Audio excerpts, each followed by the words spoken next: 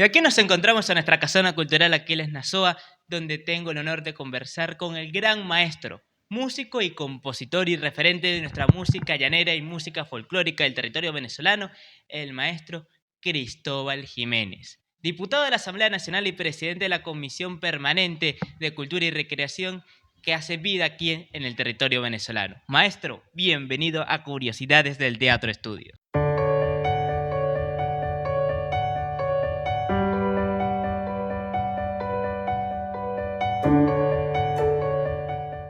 Muchas gracias.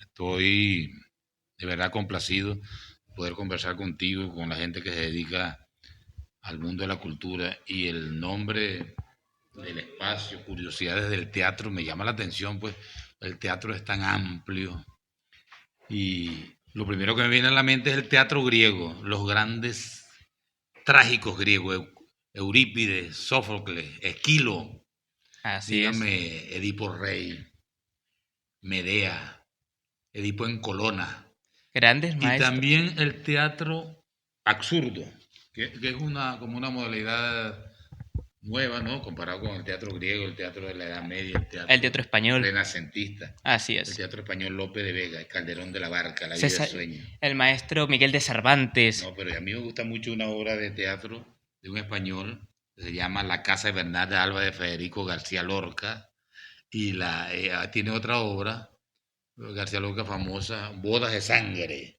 Claro Bodas de que sí. Sangre.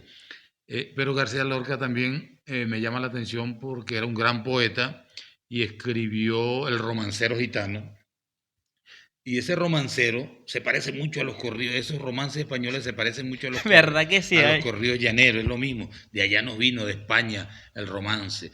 Antonio Torres Heredia, hijo y nieto de Camborios, con una vara de mimbre va a Sevilla a ver los toros. La muerte y prendimiento de Antoñito el Camborio es uno de los grandes poemas que está en el romancero gitano. Hay un teatro español que no se habla mucho, que es Teatro Absurdo Español, Fernando Arrabal, Cementerio de Automóviles, y Alejandro Sí. Casona, que es como romántico, Alejandro Casona, La Sirena Varada y Los árboles mueren de pie, que es muy popular, la pasamos mucho aquí. Claro que sí, sí. Bueno, después hablamos del teatro latinoamericano, de teatro mexicano, del teatro venezolano. Dígame aquí, bueno, vamos a hacer una referencia obligada, porque el público de ustedes tiene que saber que aquí había un gran dramaturgo, Rodolfo Santana. ¿Guarenero? Era El igual. maestro Rodolfo Santana era de mi tierra de Yo Guarena. leí Nuestro Padre Drácula hace años, leí Muerte en el Tendido, una de sus últimas obras, algo Mirando el así. tendido, sí. Ajá. Y La empresa no perdona un momento de locura, que Buena pieza, la llevaron al cómica. cine. Sí, por el maestro Román Chalbó. El teatro es muy difícil escribirlo, interpretarlo, Dirigirlo. dirigirlo. Hay una famosa anécdota a nivel del teatro mundial de Laurence Olivier, que interpreta a Hamlet, y dice que es una interpretación inolvidable. Sir Laurence Olivier, el actor inglés, interpretando a Hamlet de Shakespeare, ¿no? Sí. Bueno, todo esta es la introducción de lo que vamos a hablar en el día de hoy. Y yo te hablo de teatro porque yo estudié literatura en la Universidad Central y me obligaron, era materia obligatoria, estudiar teatro griego, estudiar teatro latino, las comedias de Plauto, Terencio, estudiar teatro latinoamericano, pero es que el teatro también en la cultura nuestra es tan importante. Claro César que sí. Rengifo, lo que nos dejó La Tempestad y tantos dramaturgos, y entonces está emparentado también con esta lucha que nosotros hacemos con las canciones. Yo soy un descendiente, diríamos, de lo que eran los trovadores y los juglares en la Edad Media. Claro que sí. Yo Sí. canto canciones que tienen ese sabor español de los romances, El venezolano siempre ha sido romántico desde sus orígenes. Desde que llegó esa transculturación de nuestra cultura española, nuestra cultura aborigen, nuestros africanos, el venezolano se convirtió en lo que somos hoy en día. Otros maestros del teatro venezolano, mencionando algunos, el maestro Isaac Chocorón, José Ignacio Cabrujas, grandes claro. maestros. Hemos hablado con Cabruja, el pez que fuma, ¿no? No, sí, el pez que fuma, y que ella también fue representada en el cine por el maestro Román Chalbó, ícono del cine venezolano. Claro. Entonces, el teatro es una rama muy difícil del arte, repito. Claro que sí. Ser actor, ser actor, ser dramaturgo, escribirlo es muy difícil. A mí que me gusta escribir, pero yo encuentro que escribir teatro es muy difícil. Tú nombraste a Cervantes y de verdad Cervantes tiene unos entremeses y unas obras de teatro extraordinarias, aparte de sus novelas ejemplares y El Quijote. Ahorita estoy leyendo una biografía de Cervantes extraordinaria, como 3.000 páginas. Wow. Y entonces la traje de España y hay otra que quiero leer que es muy grande, pero ¿qué nos permite hoy en una oportunidad como esta del Festival Mundial Viva Venezuela, mi patria querida? Para mí, un cantador llanero, un hombre que hasta los 15 años andaba en los lomos de un caballo, a 600 kilómetros de Caracas, la tierra donde Bolívar se trajo los bravos de Apure, Sí. venció, peleó en Mucurita, en el Yagual, en las queseras del medio, después en Carabobo, después cruzaron la frontera, atravesaron los Andes, atravesaron el páramo, llegaron a Pichincha, Boyacá, Junín, Pantano de Vargas.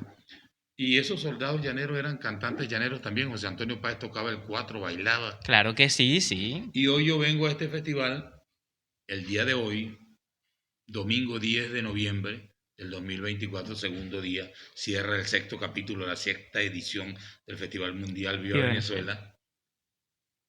Y vengo como representante de los estados llaneros. Vino Portuguesa, Cogede, Guárico, Apure, Barinas, etcétera, sí.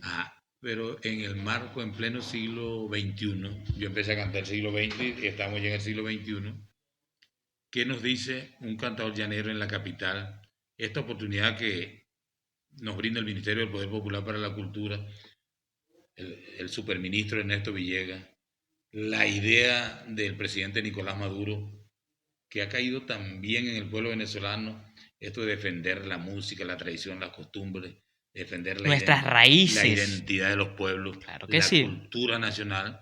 Bueno, yo me siento hoy de verdad emocionado, estaba sudado, cantando, muy alegre, ese público tan selecto que asiste a la casona Aquiles Nazoa. Claro que y sí. Los cronistas de este acontecer, así como usted, un hombre joven y anda acompañado de su padre y su madre, en una labor disciplinada, obediente, y me parece que formaran parte más bien de un circo. No por lo de la risa y la cosa, sino que generalmente la familia de los circos es una familia completa y andan en el circo. Sí. Andan todos. Todos muy unidos. No así por es. nada de humorístico, sino una labor, una misión muy seria. Y lo felicito y le doy mi palabra de estímulo que continúe en esta crónica, en estas crónicas, en esta investigación, en esta divulgación. Ahora sí le voy a contestar lo que usted me pregunta. Claro que sí. Vamos a comenzar por los comienzos del gran maestro Cristóbal Jiménez. No me diga gran maestro, porque yo no soy ni maestro ni gran. Soy un cantador llanero normal. Usted se convirtió en un ícono venezolano. Usted sí es un maestro de nuestro folclore nacional. Y honor a quien honor merece, decía mi gran maestro y gran amigo, el maestro Pedro Lander Moreno, quien me inspiró y me inició en el mundo entero. Lander, que es diputado ahorita. Sí, el maestro Pedro Lander. Lander es amigo mío en lo personal. Estamos en la misma comisión. Él es el vicepresidente de la Comisión de Cultura. Así es. Bueno, reconocer a este muchacho, extraordinario actor, está al frente ahorita de la Fundación César Rengifo. Maestro, pero quiero que usted me cuente un poco los orígenes de Cristóbal Rojas. ¿Cómo se inició en el mundo de la música? Cristóbal Rojas, un pintor. Pero, sí. No, pero déjalo así, que está bien, porque seguimos en el mundo de la cultura. En el mundo de la cultura, así venezolana. Argeni. Miren, para que los que van a ver miles de personas. Argeni tiene 16 años. Sí. Y ya es Premio Nacional de Periodismo, pero está en quinto año, es un periodista nato, pues. Un muchacho y será un periodista cuando tenga 30, 45, 60, 80 y va a escribir y un día veremos estas crónicas, estos relatos, estos reportajes escritos por Argeni que un día habló con un cantador llanero. El origen mío, yo soy de un pueblo, como te dije, que queda a 600 kilómetros de aquí, llama Mantecal, en el Alto Apure. Te llega a San Fernando, te sale de aquí, San Juan de los Morros, los Dos Caminos, Calabozo, llega a San Fernando de Apure, bueno, que es la capital. De San Fernando de Apure a mi pueblo Mantecal hay 200 kilómetros más. ¡Wow! Entonces, ese es un pueblo famoso porque tiene la mayor cantidad de cabezas de ganado vacuno, tiene mucho ganado, tiene hatos muy grandes, tiene una fauna muy rica, mucho venado, muchas garzas. famoso porque ahí estuvo Bolívar antes del paso de los Andes. Eh, Estuvo Bolívar antes del famoso paso de los Andes y se fue, atravesó el páramo de Pisba a liberar a la Nueva Granada. Y bueno, yo me levanté en un medio cantando todos los fines de semana, viendo los grandes cantadores de la sabana. Era otra Venezuela, era gente que podía durar cantando al pie de una arpa 3 días. Por ejemplo, yo me acuerdo que la fiesta de Santa Rosa y San Ramón era el último día de agosto, 28, 29 de agosto y los primeros días de septiembre, Santa Rosalía el 4 de septiembre, y esas eran fiestas de 3 días, y yo veía a esta gente que tenían el don mágico de la improvisación, cantaban sin repetir coplas, sin cantar versos aprendidos. Esa gente, esos copleros que yo vi en mi infancia, nunca grabaron un disco, no tuvieron acceso a la innovación tecnológica que permitía fijar su voz y eternizarla. La música llanera que llega a Caracas tiene cierta diferencia con esa música llanera que yo conocí. Yo tengo actualmente 68 años. Nací en un 18 de enero, miércoles de 1956. Estuve en el llano, en Mantecal, como te dije, en lomos de un caballo, pastoreando, en un burro, en un buey, hasta los 15 años. Después estudié en un liceo en Maracay, comencé a estudiar literatura en la Universidad de los Andes, terminé en la Universidad Central de Venezuela. Me vine de los Andes, de Mérida para Caracas, porque allá lo que hacía era puro estudiar en los Andes y hacía mucho frío. Y entonces yo veía por los periódicos que en Caracas había muchas cervecerías que estaban presentando cantantes criollos. Y dije, no, yo me voy para Caracas, estudio y canto. Y en efecto, llegué a Caracas y al mes de estar en la ciudad de Caracas ya era artista de planta. Artista de planta se llama el que canta todas las semanas, pues fijo. Sí. Y en la cervecería El Tranvía de Coche, que quedaba en el centro comercial de Coche. Era un local, el mejor local para la época, y tenía una variedad de espectáculos porque presentaba un mariachi, presentaba músicos de románticos y presentaba cantantes llaneros y presentaba invitados especiales ciertos fines de semana. Después canté en un negocio que se llama La Pureña de José Romero Bello, uno de los grandes cantadores de la sabana que grabó, entre otras cosas, el corrido Florentino y el Diablo. Y bueno, yo estaba diciendo, le dijo hoy a alguien en una entrevista que cuando yo comencé a cantar, yo comencé a cantar el año 75 al lado de un coplero muy famoso llamado Jesús Moreno, el rey del pasaje. Sí. Grabamos varios contrapunteos, pero pegué mi primera canción solo el año 1979, Vestida de Garza Blanca. Cuando yo comencé a cantar, no existía en Venezuela las emisoras FM, solamente había emisoras AM. Y si usted lograba sonar en Caracas, en Radio Rumbos, en Radio Continente, en Radio Sensación y en Llevecae Mundial, ya estaba pegado. Así Y es. después que lo pegaba a la radio, se lo llevaba a la televisión. Amador Dayan, Sao Sensacional, Radio Caracas Televisión. Yo canté mucho para esos años, 79, 80, canté mucho en la televisión, en los programas estelares, ¿no? Y bueno, y todavía estoy cantando, todavía sigo cantando, ustedes vieron cómo todavía hoy canté y seguiré cantando, Dios mediante. Bueno, ese es mi origen, de allá vengo, del estado Apure, de Mantecal. Usted nos comentó en la pregunta anterior que usted cuando era pequeño escuchaba grandes músicos copleros que lo inspiraron a convertirse en lo que es hoy en día. Dígame alguno que recuerde con tanto cariño que usted haya dicho, ese fue quien verdaderamente me inspiró a asumir el rol de nuestra música tradicional venezolana. No, hay muchos que no se conocen, no quedaron en el anonimato o en el recuerdo de aquellas generaciones. Conocí muchos y escuché hablar de muchos que fueron leyendas en el llano. Hay dos etapas, los que yo vi en los bailes y después los que lograron destacarse en las grabaciones a partir de los años 60, como Eneas Perdomo, Francisco Montoya, Jesús Moreno, Ángel Custodio Loyola, Ángel Ávila, toda esa generación. Los que vi cuando estaba en mi infancia cantando en los bailes y los que empezaron a sonar y llegaron a Caracas para los años 50, repito, Ángel Custodio Loyola, Eneas Perdomo, Adilia Castillo.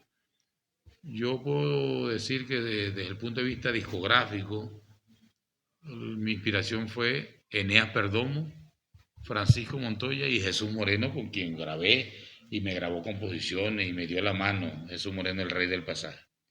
También quiero que me hable un poco cómo fue esa transición de su estado natal, el estado Apure, a Mérida, a Caracas a nivel musical, y cómo fue ese recorrido de esa transición tan hermosa como es el viaje entre nuestros estados. Esa vez uno se venía en un autobús de, de Mantecal a Maracay. Maracay es una ciudad que tiene como característica, ustedes lo saben, que tiene muchos llaneros, recoge Sí, la inmigración interna de guariqueños, apureños, barineses, al punto que la llaman la ciudad veguera. Yo llegué a un barrio que tiene muchos apureños, que se llama Piñonal. Piñonal es un barrio tan llanero que yo después que empecé a sonar y me di a conocer, en una oportunidad fui con Melesio García, otro gran cantante llanero, y él me dijo, cuando íbamos entrando, me dijo, uno cuando llega a Piñonal sabe que aquí hay apureño, porque siente el olor a coporo frito en el aire. El barrio Piñonal, ahí está. Y bueno, llegaba ya, estudié en los liceos de Maracay, José Luis Ramos, me gradué en el Liceo Manuel Atanasio Girardot el año 75. De ahí me fui para Mérida a buscar cupo. Me fui a preguntar cómo era la cosa y cupo y estaba inscribiendo y me inscribí y me quedé estudiando.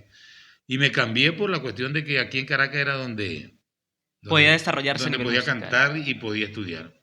Yo me gradué en la Universidad Central de Venezuela y la tesis mía fue sobre el corrido apureño. Es bueno que en este documental mostremos el libro y la gente lo conozca, lo vea. Yo se lo mando, se lo hago llegar. Por favor. Y después hice una maestría en la misma Universidad Central de Venezuela. Acabamos de terminar 17 diputados en la Universidad Pontificia de Santa Rosa de Lima, la carrera de Derecho. Yo tengo 20 años en el Parlamento. Yo firmo la novísima Constitución de la República Bolivariana de Venezuela. Yo tengo muchas propuestas que aparecen en la Constitución que las traje. El capítulo que dice el latifundio es ajeno al interés social, eso lo traje yo de Apure. Trabajé en el capítulo de la cultura, artículos 98, 99, 100, 101. Trabajé en el capítulo de los pueblos originarios, los indios. Y trabajé en otras cosas, en otros capítulos, concretamente de derechos humanos. Me puso el comandante Chávez ahí para que todas las cosas que yo le hablaba en el llano, la inquietud por las cuestiones sociales que están, repito, en la canción llanera. El problema de la tenencia de la tierra, el problema de la explotación del campesino, el problema ecológico, la explotación de cómo matan los peces, los babos, todo eso está en los corridos llaneros. El problema, la exaltación, el recuerdo de Bolívar, todo eso está en los corridos llaneros. Entonces, es bueno que este libro, que fue mi tesis, lo presenten ustedes, lo conozca la gente de teatro, lo conozcan, lo lean, tengan la versión digital, los que quieran la versión digital se los mandamos, los que quieran la versión impresa, en físico también se lo hacemos llegar. Pueden conseguir en las librerías del sur, es una publicación del Perro y la Rana, me perdonan la promoción, pero es que es interesante, Claro. porque ahí está lo que yo considero que ha sido, es el norte que un cantador llanero debería ser. Yo en el campo llanero, pero y en el campo de los apureños, pero ese es un libro detonante, un libro que busca despertar en un cantador de Barina, por ejemplo, que el de Barina recoja los corridos de Barina, los cantares de Barina, la tradición de Barina, y el de Portuguesa, lo de Portuguesa, y uno de Guárico que recoja lo del Guárico, los corridos llaneros del Guárico, las tradiciones del Estado Guárico, y así poco a poco, el de cada estado, y así los cantantes, los cantores, los bandolistas del oriente del país, los bailadores, los músicos mirandinos, una música tan bonita como el joropo central, que es el joropo aragüeño y el Sí. joropo mirandino. Vale la pena también que alguien, usted como periodista, tiene que escribir algo, digamos, que sus crónicas, el joropo en Venezuela, eso da hasta para una tesis doctoral, el joropo en Venezuela, porque para la época de Bolívar, para la época de la colonia y para la época de Bolívar escribían corridos, romances, Sí. Y sonetos, bastante. décimas, en contra y a favor. Después en la Guerra Federal, en todos los movimientos siempre ha existido esta característica del pueblo venezolano de cantar los Bueno, sucesos. el venezolano siempre ha utilizado la cultura como método de crítica social y retomando, por ejemplo, el teatro, el maestro César Rengifo, el maestro Isaac Chocrón, el mismo Aquiles Nazoa expresó mucho la crítica social Lo en que nos dejó beneficio la del pueblo. tempestad, la obra Exactamente, es sobre la guerra federal, una de ellas, de por César ejemplo. Rengifo, sí. De Aquiles Nazoa te voy a contar una anécdota, ¿no? Con gusto. Hay una poesía de Aquiles Nazoa que está en el libro Humor y Amor de Aquiles Nazoa que se llama Geografía Bromista de Venezuela. Es humor y amor de Aquiles Nazoa. Llama Geografía Bromista, lo pueden buscar. Y entonces él dice que estuvo en lechería y que no encontró leche ni de coco, que estuvo en Guayabal y no consiguió guayaba para nada, que estuvo en Lobatera y no consiguió lobato ni lobo, nada. Y así va nombrando varios pueblos. Y en lo último dice, yo estuve en Mantecal un mes entero y no conseguí un gordo, puro flaco. En cambio estuve una semana en Bachaquero y por poco me comen los bachacos. Ay, Dios mío. Es que el maestro Aquiles Nazoa siempre se basó en... El El, hombre, el humor de Nazoa era bastante interesante porque expresaba una realidad a través del humor, algo que marcó mucho la idiosincrasia del venezolano durante el 1900 en adelante, sobre todo en un no periodo es como el de bueno que Marcos él se Pérez ría Jiménez. porque este es un programa natural, Claro, espontáneo. Y debe ser así, no una cosa cartonada, ¿verdad? Una cosa natural, la juventud, el fuego, el impulso de la juventud en el periodismo. Este muchacho tiene un futuro brillante en el periodismo. gracias. Yo tengo una hija que es periodista y yo estoy muy emocionado con ella. Ella estudió en la Universidad Central y yo quería y pienso que la esencia del periodismo es el periodismo escrito. Pero claro, el mundo ha cambiado, ahora estamos en la era digital, estamos en la era de la robótica, de la digitalización, de los neutrinos, de los satélites, y entonces a ella le gustó fue el periodismo digital. Está en España, hizo allá un máster en periodismo digital. Pero yo le digo, mami, yo quiero que usted, mamita hija, Sí. yo quiero que usted escriba, yo quiero verte escribiendo, porque uno conoció a los periodistas antes escribiendo y escribiendo libros, ¿no? Pero ahora, Es que las bases del periodismo son esas. naturalmente, usted escribe algo para TikTok o en una página web que tenga y eso va a llegar a todo el mundo, ¿no? Pero sin embargo, yo le quisiera pedir que escriba algo también en físico. No, claro que sí, con todo el gusto del mundo. Uno de mis objetivos con curiosidad del Teatro Estudio, saliendo un momento de la entrevista, es algún futuro poder hacer un libro, ¿no? Recorriendo todas nuestras manifestaciones, toda nuestra cultura, todo nuestro folclore. Porque hay algo que caracteriza al venezolano, que son sus manifestaciones. Sí, la Y algo, diversidad cultural exactamente, y del algo que me he venezolano. venido dando cuenta es que hay muchas manifestaciones y se está perdiendo ese interés en los jóvenes principalmente sobre nuestra cultura. Aunque hay pueblos como Barlovento, yo fui recientemente a Barlovento y uno veía a los chamos acercarse a escuchar su tambor, a escuchar sus manifestaciones. Y para dejar un trabajo escrito principalmente para las generaciones venideras. ¿Cómo se hacía o cómo se veía nuestra cultura en el siglo XX, en el año 2023, 2024, comienzos del 2000, etcétera, para que haya un registro? Y ese es uno de mis objetivos porque pienso que nuestra cultura se merece más de lo que tenemos ahora. Es así. No, veo que usted está claro y que va a hacer un gran trabajo. Conmigo estudió un muchacho de Barlovento, de apellido Barroso, que hizo la tesis de grado sobre los rezos, el mundo mágico religioso, Sí, sobre los rezos en Barlovento. Esa tesis está en la Universidad Central de Venezuela. Mira, de la diversidad cultural venezolana hay tanto material que demasiado. se pudiera escribir desde el punto de vista literario, desde el punto de vista antropológico, desde el punto de vista sociológico, desde el punto de vista del comunicador, del cronista.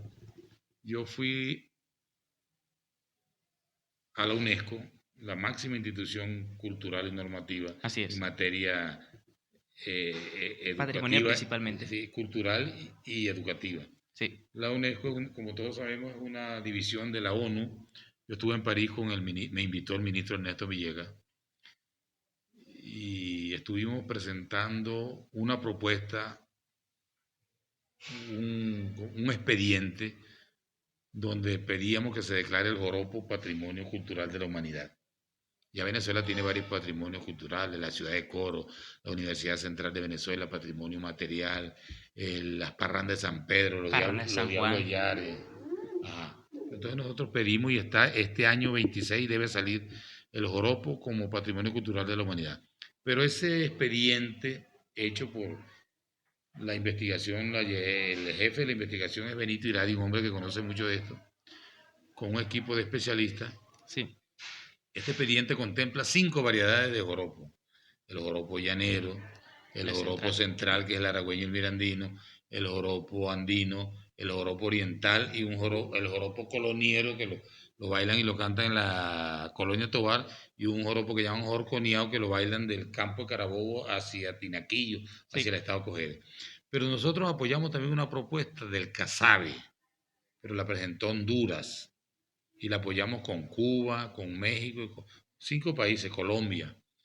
Yo le decía al ministro Villegas, hablamos, pero el Casabe también debimos presentarlo nosotros. claro. Para los técnicos de la UNESCO nos dijeron, o escuché en algún momento, que para ellos es importante cuando una manifestación se presenta en varios países, y ese es el caso del Del que Casabe. Así sabe. que usted tiene todo un material inédito, se ha tocado en algunos trabajos, pero usted tiene por delante la juventud. Después que tenga toda la metodología que ya la tiene para escribir, tiene material de sobra para investigar, para conocer, para divulgar, para promocionar la diversidad de la riqueza cultural venezolana. Ahora entrando a la identidad nacional, usted como representante y como un gran conocedor del tema cultural, quiero que me hable un poco sobre cómo ve nuestra cultura en la actualidad. Es bien sabido que la cultura venezolana ha pasado por un proceso de cambio, ya que nuestra cultura no es la misma que hace 30, 40 años atrás. Pero quiero que usted me diga cuál es su visión en la actualidad y cómo ve y cómo podemos mejorar, mejor dicho, nuestra identidad nacional y cómo podemos fomentarla en la juventud de hoy. La pregunta tiene varios aspectos y es Sí, complicada, ¿no? Y es muy importante. Yo pienso que en esa línea puede estar la preocupación y los lineamientos de este y cualquier gobierno nacionalista, ¿verdad? El, el campo cultural es tan importante, lo que estamos haciendo, que yo por lo menos he dicho y veo que con la llegada de Chávez al poder, la cultura venezolana alcanza su máximo esplendor. sí, ¿Por qué lo digo? Chávez cantaba la música llanera, la componía, pero cuando él llega como jefe de Estado, se dispara la industria editorial. Nunca se había publicado tanto como ahora. Monte Ávila Editores, El Perro y la Rana, los movimientos sinfónicos, el teatro, el sí. ballet, la música llanera, las grabaciones. Él entendió, naturalmente, como jefe de Estado, que tenía que preservar la parte de la identidad, la cultura, la soberanía. Que como Mario Briceño Iragorri dijo en una oportunidad, que lo primero que trataba de minar una potencia, un país, cuando quiere invadir a otro, son sus bases culturales. Totalmente, claro. Si nosotros logramos tener jóvenes y hombres y mujeres en Venezuela que quieran esta música, que quieran el suelo patrio, aquí no escuchará usted una persona invocando potencias extranjeras, ni pidiendo que nos invadan, ni pidiendo que lleguen los marines, ni ningún ejército extranjero, porque está orgulloso de su suelo. Lo dijo Simón Bolívar: primero el suelo nativo que nada. Entonces, es una cuestión de concepción, de claridad mental y espiritual, de tener claro cuáles son sus orígenes, cuál es su música, qué ha hecho, que somos una cultura de resistencia, que somos un pueblo amenazado, que estamos en un proceso de globalización, que el caso de la cultura del proceso revolucionario, amenazado en estos momentos de Nueva York a París, de Madrid a Tel Aviv, y aquí está el pueblo venezolano, pues nosotros, yo como cantador sabanero, empuñamos la copla como una lanza, y así lo hacen los cantores mirandinos, y aquí están los diablos danzantes en toda su variedad, y están las burriquitas, y está el pájaro guarandol, y están los decimistas, y están los Nuestras contrapunteadores, los parrandas que tenemos bandolistas, los bastante. bailadores. Aquí hay material de sobra. Venezuela es un país que tiene, además de la riqueza mineral La riqueza paisajística tiene una riqueza cultural enorme, al punto que yo he escuchado con cierto toque de fanatismo gente diciendo, desde el punto de vista espiritual, que Venezuela es la nueva Jerusalén, que este es el país, a lo mejor es verdad, ojalá, Ojalá. ojalá, porque tenemos una espiritualidad rica, somos un pueblo de trabajo, somos un pueblo de paz, porque para cantar, para bailar, para componer, para crear, hay que tener paz. En una guerra puede ir un periodista, un corresponsal de guerra, pero en una guerra no pueden hacer expresiones tan hermosas. El pueblo no tiene la oportunidad. Entonces nosotros más bien le estamos demostrando al mundo que nosotros somos el pueblo de la esperanza. Somos que América es el continente de América sin los americanos. Sí. Todo lo contrario a la doctrina Monroe, que es América para los americanos. Entonces nosotros decimos América sin los norteamericanos. No el pueblo norteamericano, sin el Pentágono, sin las políticas hegemónicas. Entonces, aquí tenemos, yo pienso que el futuro de la humanidad tiene que ser Latinoamérica y especialmente el epicentro, Venezuela. ¿Por qué? Porque esta es una tierra que ha demostrado que es cuna de libertadores, cuna de cantores, cuna de poetas, cuna de estadistas, de gente, cuna de Simón Bolívar, cuna de Simón Rodríguez, cuna de Andrés Francisco Bello, Miranda, cuna de Francisco de Miranda, Antonio José de Sucre. Antonio José de Sucre, Rafael Urdaneta, Andrés Bello, Hugo Chávez, todos nosotros que estamos y que tenemos claro que este es un gran país, que este es un gran país que canta porque tiene el alma limpia, que este es un pueblo que trabaja y que este es un pueblo que será a lo largo de los años la luz que guiará la humanidad. Totalmente de acuerdo. Venezuela desde su creación siempre ha demostrado lo siguiente, ¿no? De que nosotros los venezolanos somos uno de los países más aguerridos, porque en los momentos de adversidad nuestra cultura siempre sale a florecer. Por ejemplo, en el tiempo pandemia. Aún así, aunque tuviéramos confinado, nuestra cultura resistió. Nuestra cultura salió adelante. Por ejemplo, ahí tenemos a la Compañía Nacional de Teatro de Venezuela, dirigida por el gran maestro Carlos Arroyo, que viendo la adversidad inició a través de los medios de comunicación comunitarios y alternativos, como sería el ejemplo de las redes sociales, iniciaron el proceso de enseñanza del teatro. Nuestra cultura en momentos de crisis, en momentos de sequía, nacieron nuestros diablos danzantes, nació nuestro San Pedro, nació nuestro San Juan, demostrando no solamente que el pueblo venezolano tiene la valentía de salir adelante, sino que es uno de los principales pueblos donde la cultura va a seguir generándose. Aunque veamos que nuestra cultura está empezando a desaparecer, pienso yo desde mi visión de joven, que muchos serán los chamos que van a rescatar nuestra identidad nacional. O bueno, no rescatarla, porque nuestra identidad sigue ahí, no se va a perder nunca, pero sí la van a seguir fortaleciendo. Usted como ícono de nuestra cultura popular, ¿me puede comentar un poco sobre cuáles son sus proyectos, cuáles son sus ideas próximas para seguir fomentando y para seguir generando ese proceso de transculturización y multiculturalidad que caracteriza al pueblo venezolano? Bueno, mira, me estaba acordando que hay una persona también que luchó mucho por el teatro, que no le hemos nombrado, que fue Levi Russell, ¿verdad? El gran Levi Rosenthal. Sí. El primer Y, venezolano en llevar un musical a Broadway. claro, yo lo Dima conocí. Soluleca, por ejemplo. Mira, tú me dices ese proceso de transculturación, de penetración cultural. Yo pienso que en cada venezolano hay un soldado, un vigilante, un centinela, y que la juventud está llamada, y hay muchos jóvenes cantando y divulgando nuestra música. En estos momentos hay una niña que a través de las redes es un fenómeno a nivel mundial.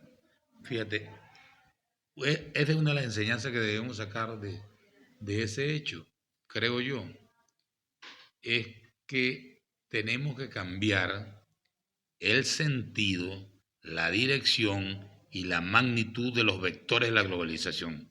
La globalización y la digitalización no puede ser solamente para que seamos receptores pasivos de lo que Claro. nos llega de las grandes metrópolis, de las grandes corporaciones, sino entonces usted me manda de Estados Unidos cosas digitales, inventos, cosas tóxicas. Bueno, yo le mando de aquí para allá los Diablos Yares, los tambores, el joropo, la creatividad del venezolano, la artesanía, el La espíritu nuestro, resistencia la venezolana. resistencia, el ADN de los libertadores, de los sueños, de la esperanza.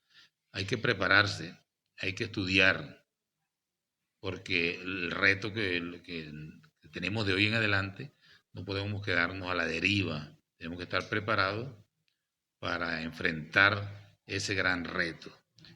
Tenía una idea de lo que tú me dijiste, la pregunta, se me fue un poco la pregunta, tú me decías que... ¿Cuáles son las próximas Los ideas planes, o ajá. proyectos que tiene para seguir levantando la cultura? En ese orden de los planes, bueno, al frente de la Comisión de Cultura tenemos un conjunto de leyes. Esto no es todo, pero sí va a ayudar un basamento, el fundamento, la superestructura, que es la ideología, ideología en el buen sentido de la palabra, un conjunto de leyes que van a respaldar entre ellos la misión, la gran misión Viva Venezuela. Tenemos una reforma, una ley que se llama la Ley de Protección Social a la Cultura y la Cultura, la Ley de Patrimonio Cultural, una ley de danza, una ley de fiestas nacionales, una reforma a la ley del cine. Fíjate lo Claro, importante. interesante, importante. Aquí hasta hace poco el cine estaba en el subsuelo y Sí, actualmente se están estrenando 50, 60 Peli- títulos nacionales. así es. Se está apoyando a los realizadores, se le está dando crédito para que hagan sus guiones y empiecen sus realizaciones y todo. Tengo una ley del libro, una ley de la cultura, una ley de bibliotecas y he lanzado al país y a Latinoamérica, al mundo, una idea de que debemos crear, estamos en esa idea, vamos a ver la pertinencia, la factibilidad de crear un código de cultura, código que reúna todas las leyes que tenemos ya en la cultura, Claro. los artículos que están en la Constitución, la ley orgánica de cultura, las leyes que hay con el Consejo, con el Poder Popular, Poder Comunal, ahora que vienen las comunas, todo esto, eh, recordemos que Chávez lo dijo, nos lo marcó y dijo, comuna o nada. Así es. Entonces vamos a llevar el teatro a las comunas, a los consejos comunales, porque ese es el motor que nos va a llevar a, digamos, a fortalecer, a divulgar ese almácigo del teatro en todas sus manifestaciones. Cuando digo en todas sus manifestaciones, en todos sus, En toda digamos, su ramificación. toda su ramificación, guionista y luminotécnicos, actores, actrices, Etcétera, etcétera, sonido, etcétera. todo eso, las obras de teatro, inclusive leerla como literatura, pero apoyarse en el poder comunal para la divulgación, la promoción, la investigación. Entonces, fíjate, yo pienso que estas leyes van a ayudar, no son todos, pero lo que más nos va a ayudar es la conciencia que tengamos como venezolanos, como artistas, el espíritu que nos va a llevar a crear, a estudiar, a apoyar, a defender estas manifestaciones culturales. Lo primero que hay que hacer para apoyar el teatro o cualquier manifestación cultural también es respaldarlo, que si usted sabe que hoy en Katia van a exhibir una obra de teatro, bueno, ir allá, ir a la Claro. presentación, apoyar, o sea, sale Nada más comprarlo. con la presencia de alguien puede levantar ese proceso de cultura, ¿no? De ese interés del pueblo. Claro. Nada más con el acompañamiento de... Mira, esta es una idea muy importante que hay que hablarla y hay que examinarla bien y Sí, escuchar muchas opiniones para, pero yo siento que hay un avivamiento, un resurgimiento por la cuestión cultural en la revolución bolivariana y en el pueblo venezolano. Ya los jóvenes, un ejemplo usted, Argeni, ¿no? sí. Ya Argeni, un muchacho con 15 años hablando de problemas culturales, hablando de teatro, hablando de globalización, interesado por el futuro de la patria, de la actividad cultural. Y ya eso nos dice mucho. Ya dice mucho porque ya son jóvenes que adelantados a su época, conscientes del cambio que se avecina. Las sociedades son dinámicas, los procesos revolucionarios cambian y todo, pero nosotros no podemos quedarnos al margen, nosotros tenemos que ser protagonistas y actores principales en esta gran obra. Totalmente. Hablando del código de las diversas leyes culturales, hay algo que me ha venido haciendo, me ha dado mucha curiosidad, ¿no? Haciendo referencia al nombre de curiosidad del Teatro Estudio. Yo he tenido la oportunidad de leer bastante de muchas de las leyes culturales, pero nuestros cultores, en su gran mayoría, por ejemplo en el pueblo de Guarenas, donde hice el análisis, descubrí que muchos no saben nuestras leyes, ¿no? Y algunos han pasado diversas situaciones que lo apoya la ley, que la ley está a su respaldo, pero no conoce cuáles son los entes que pueden apoyarlos a levantar su voz ante el mundo y ante los entes reglamentarios para poder salir adelante en el sector cultural. Eso es verdad. Usted como representante de la Comisión de Cultura de la Asamblea Nacional, ¿y qué le puede decir a esos cultores para apoyarlos? Porque, por ejemplo, un cultor de Mérida no puede venir a la ciudad de Caracas a reunirse con los entes reglamentarios para solventar una problemática de allá. Es algo totalmente difícil, totalmente imposible para levantar nuestro sector cultural. Lo que has dicho es verdad. Quizás nosotros hemos fallado en no haber divulgado lo suficiente todas esas leyes y que haya cultores que no sepan que se ha trabajado para ello. La gran preocupación, la primera preocupación que existe en el campo de lo social, los cultores, que no llegue un cultor, un bailador, un músico, un escritor que llegue a viejo sin ningún tipo de seguridad social, Sí. que se muere y no hay para enterrarlo, que no tiene los remedios para la diabetes, para la tensión, para el colesterol, que no tiene una clínica donde asistir. Nosotros en esa ley de protección social al cultor y la cultura, una de las cosas que buscamos resolver definitivamente es eso. Pero no se puede hablar tampoco que están completamente desprotegidos, No, porque los cultores, al igual que todo el pueblo venezolano, son beneficiarios de políticas concretas que tiene la claro. revolución, los CLAR, los bonos. Ahora, yo pienso que la manera de resolver esto es que nosotros legislamos aquí en Caracas, Poder Legislativo, pero esa legislación tiene que irse después a nivel regional, a los estados, y después tiene que ir a los municipios y viceversa.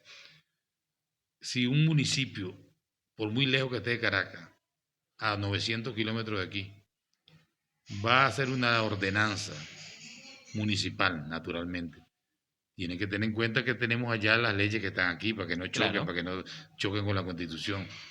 Y nosotros también, cuando hagamos una ley, además de consultarla en todo el país, que es cuestión que requisito que lo piden, debemos también visitar y decirle, mire, aquí acaba de salir esta ley, se hace, pero no se ha hecho lo suficiente. La misma dinámica de la política, y son tantas leyes. Ahorita, por ejemplo, está la ley de las comunas. Sí. Acaba de salir otras leyes, leyes contra el terrorismo, viene la reforma de las leyes electorales, ahorita 3 leyes, y eso se consulta a nivel nacional. Pero son tantas leyes, son tantas actividades políticas, es tan dinámico el proceso político que hemos fallado. Vamos a aceptar, debemos cuidar más en que estas leyes, como usted dice, bueno, pues si tenemos ese conjunto de leyes, que lleguen al pueblo, que lleguen al pueblo las leyes y que las autoridades, municipios, alcaldes, gobernadores, ministros, cumplan lo que nosotros hacemos, porque si no se quedan en el aire. Estaríamos haciendo leyes aéreas, como dijo Bolívar. Bolívar hablaba de repúblicas aéreas. Bueno, una ley aérea muy bonita en teoría y cosas, pero no llega al corazón del pueblo y no se materializa en beneficios concretos. Totalmente. Maestro, para finalizar, usted como encargado de la Comisión de Cultura hay otra cosa que no están plasmadas en las leyes, pero tampoco se está realizando, que es la educación cultural en todos los liceos del país. ¿Cómo podemos llegar a la juventud si tenemos esa problemática de que nuestros chamos ni siquiera conocen el himno nacional, no conocen nuestras manifestaciones culturales? Y incluso yo conocí una situación en un liceo del país donde un profesor dijo, y me lo dijo a mí de frente, que el tambor, el tambor venezolano no era de aquí, y que la salsa sí era un género oriundo de la Venezuela. ¿Qué estamos haciendo nosotros como promotores culturales, como entes encargados de la difusión cultural, si nosotros no pulimos esas fallas para seguir mejorando nuestra calidad educativa y nuestra identidad nacional y seguirla rescatando? Otra pregunta muy importante, vital.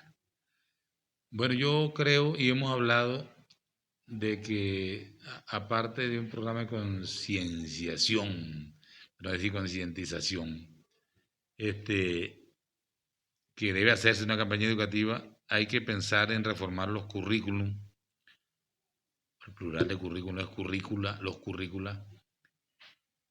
El currículo, y eso debe empezar a nivel preescolar, digamos. No sé cómo han cambiado ahora el concepto de preescolar, pero bueno, desde que los niños comienzan, y después en primaria, en básico, y después en bachillerato, y después que llega a la educación universitaria, debería haber una materia que hable de la cultura nacional, de la identidad nacional, y un poco lo que era antes moral y cívica.